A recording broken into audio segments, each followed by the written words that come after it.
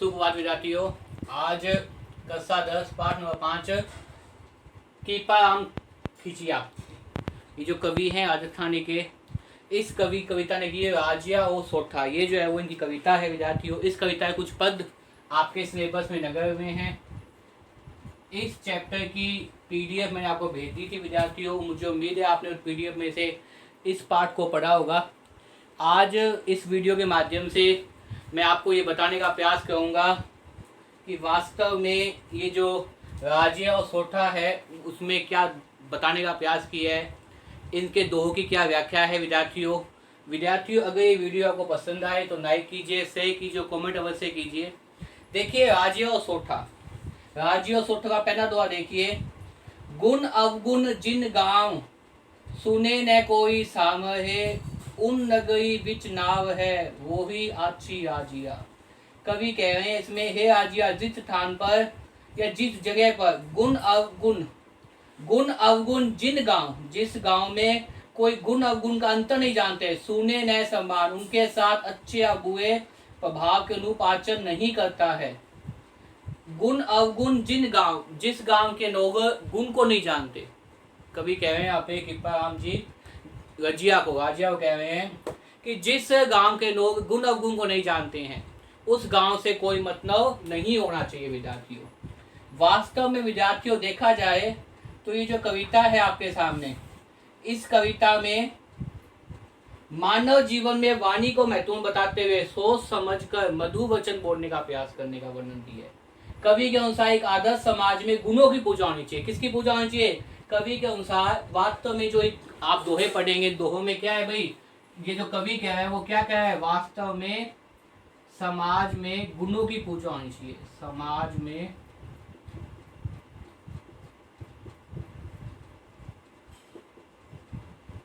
गुणों की क्या होनी चाहिए? पूजा होनी चाहिए। एक अच्छे समाज में किसकी पूजा होनी चाहिए? गुणों की पूजा होनी चाहिए। ये जो सभी दोहते हैं, उस दोहतों के अंदर कवि ने अच्छी संगति का लाभ, आपदा से पूर्व प्रबंधन के महत्व को बताने का प्रयास किया है। राजिया और सोठा राजस्थानी भाषा में लिखा गया है। वो बहुत ही इजी जो है, वो बहुत ही सरल आपके सामने है।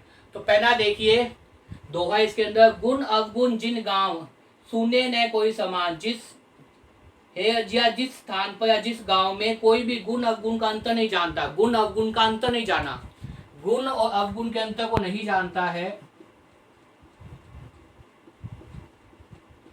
गुण अवगुण के अंतर को नहीं जानता है, सुने न कोई समान, और उनके अच्छे या बुरे प्रभाव को नहीं जानता है, उस स्थान पर उन नगरी विच नाव वो सी अच्छी था, उस स्थान पर रहने की अपेक्षा निर्जन वन में रहना, उस गांव में रहने की अपेक्षा कि गांव में गुण अवगुण के महत्व को नहीं पता, अच्छे लोगों का सम्मान नहीं होता, बुरे लोगों को सजा नहीं मिलती विद्यार्थियों, उस जगह वो कवि कह रहे हैं, हे राजिया, उस जगह आने से भैया आप निर्जन स्थान पे हो, आप एकांत में रहो।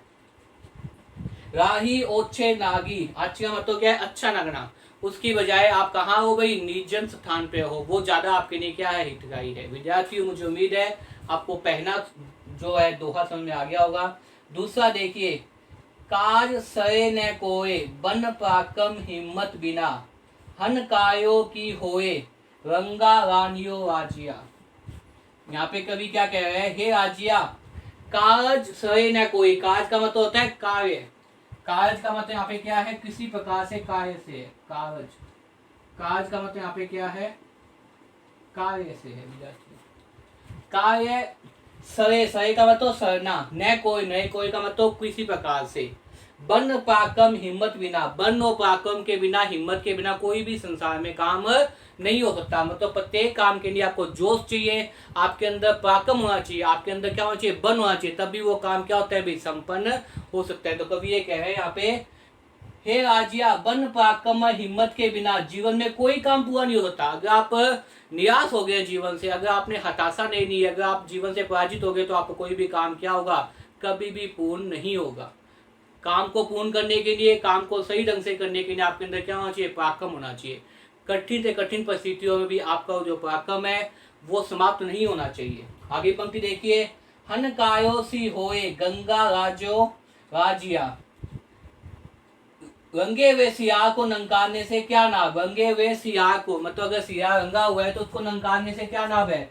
मतलब वो अपनी जो हरकत है, अगर मानो सिया ने रंगा हुआ है और से का अंग उसके ऊपर चढ़ गया तो भी वो आएगा तो सिया ही वास्तव में। तो इसलिए कह रहे हैं हनकायो की होए, हनकायो मतलब उसको बुनाना, उसको अंकारना, उसको युद्ध की चुनौती देना। हनकायो की होवे रंगा राग्यो राज्य, उस बनहीन उस कायर को नंकाने से क्या ना होगा, क्योंकि वास्तव वो तो क्या है, सिया है, बाप तो है ही नहीं।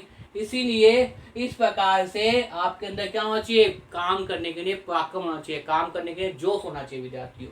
इसमें रंगा सिया होना क्या है, मुहावरे का प्रयोग किया गया है।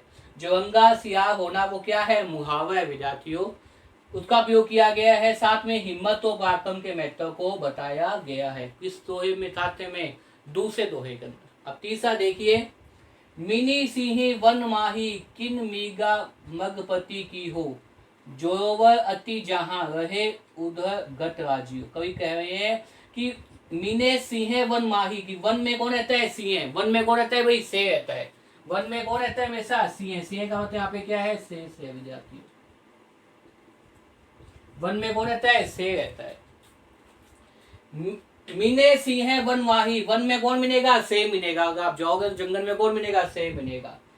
कि मर्गा मगरितो, और किन मुर्गो और उसने क्या किया है, उसे किन मर्गो पशुपतों ने अपना राजा बनाया है। अर्थात से को किसने जंगल राजा बनाया है, क्योंकि से क्या करता है भाई, अपने से कमजोर जो जानवर होता है उनका जो करता है वध करके उनको समाप्त कर देता है, उनका मांस खाता है। इसलिए क्या कह रहे हैं वो कवि, मीने सी वन माही की, वन में कौन मिलेगा, से मिलेगा, सिंह मिलेगा। कि मर्गा मगबत वायो, और उसे किन मर्गो पशुओं ने राजा बनाया है। अर्थात सिंह अपने बन से ही क्या बना है, समय क्या बना है, मगपति बना है। मगपति का मतलब जंगल का राजा बना है, अपने पराक्रम से, अपने बन से बनाया नहीं गया है। किससे बना है भाई, अपने पराक्रम से बना है, अपने जोश से बना है, मगपति वहां पे।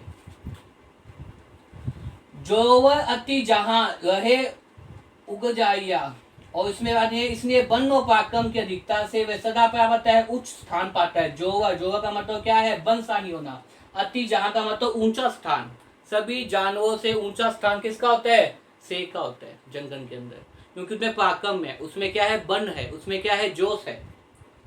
जोवर अति जहां रहे उगद मग राजिया, राजिया कह रहे हैं हे राजिया वहीं रहना चाहिए, क्योंकि उसने क्या किया है, वहां वे सदा अपने उस स्थान पर आसीन रहते हैं। अर्थात क्या पाते हैं, सम्मान पाते हैं। कौन सम्मान पाता है, से।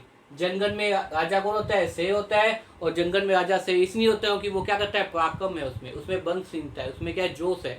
उसे किसी ने राजा बनाया नहीं है, वो अपने पराक्रम से, अपने जोश से क्या बनाए, राजा बनाए। तो इस दोहे के अंदर विद्यार्थियों अगर हम देखें तो संसार में शक्तिशाली होना है, जीवन में क्या है, सफलता और सम्मान का अधिकार है। इसके साथ ही इसमें क्या किया गया भाई, अनुपास अलंकार है और सोटा छंद का उपयोग किया। कौन सा अलंकार है विद्यार्थियों, अनुपास अलंकार। अनुपास अलंकार मतलब होता है विद्यार्थियों जहां एक वर्ण की आवृत्ति क्या हो, बार बार आए। तो इन पंक्तियों में एक वर्ण की आवृत्ति बार बार आ रही है। जैसे मैं की आवृत्ति हो रही है पंक्ति में, जय की, जय वर्ण की आवृत्ति हो रही, तो वहां कौन सा अलंकार होता है, अनुपास अलंकार होता है। तो यहाँ पे कौन सा अलंकार है दोहे के अंदर, अनुपास अलंकार है। तीसरे दोहे के अंदर कौन सा अलंकार है भाई, अनुपास अलंकार है।